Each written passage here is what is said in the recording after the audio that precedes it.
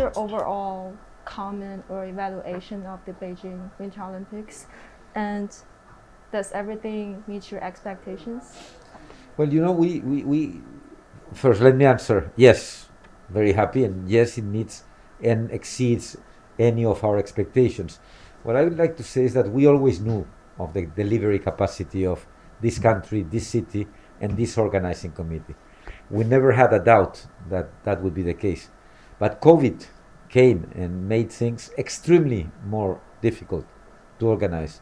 What has been really amazing and impressive is the capacity of this team of people, this organizing committee, and the people of China to organize the games despite the pandemic in very difficult conditions and making it successful and very safe for everybody. So, wow, very, very nice effort. The Tokyo Olympics was postponed for a year because of that.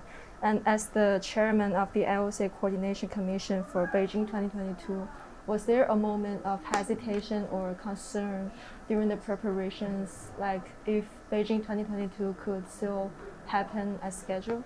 No, we have full confidence in the organizing committee and full confidence in the seriousness and thoroughness of the Chinese public health authorities. We knew that if there was a possibility of doing safe games, that was ahead of any other consideration. If there was any possibility, I say, the games would take place.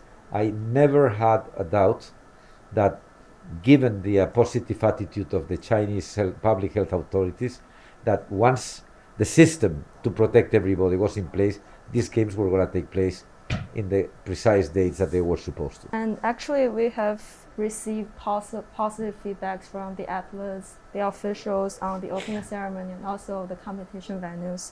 So, and also the closed loop. So, what are your comments on the closed loop?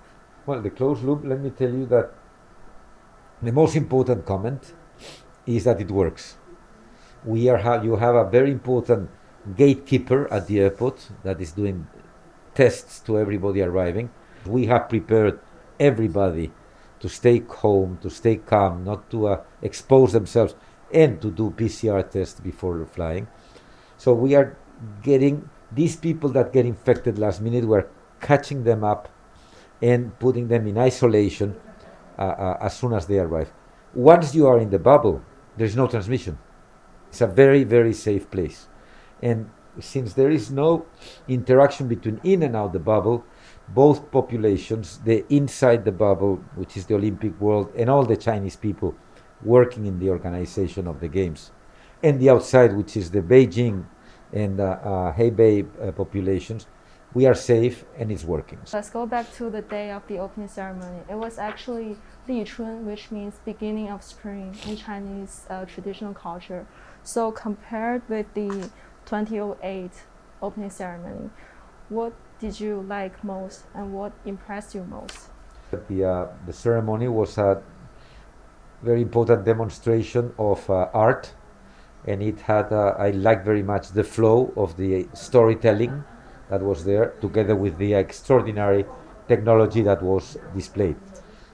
But I think that ceremonies are a reflection many times on the state of mind of the host country. In 2008, China wanted to tell the world, here we are, we are here to stay. And they had a big, very powerful celebration, and it was a statement there. Now China doesn't have to say to anybody, here we come. You are in the center of things, of world affairs.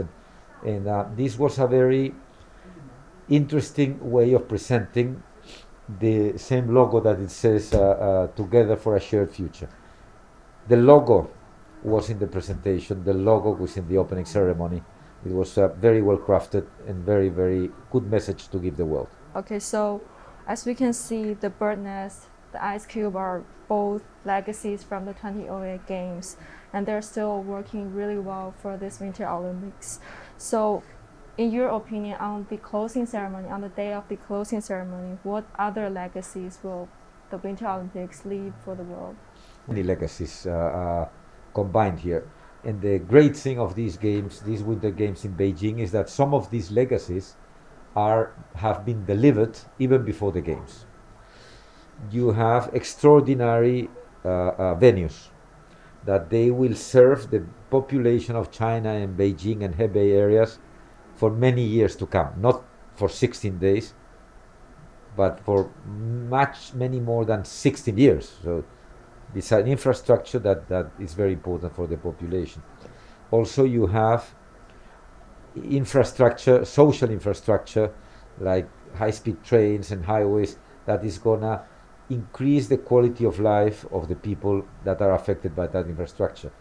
Then you have the legacy of more than 300 people, and those three legacies are gonna shape generations of Chinese people in a very important way, like 2008 did 14 years ago. So you will see, China is now a winter sports country as well, and that it will have a big effect in many things in your country and your society.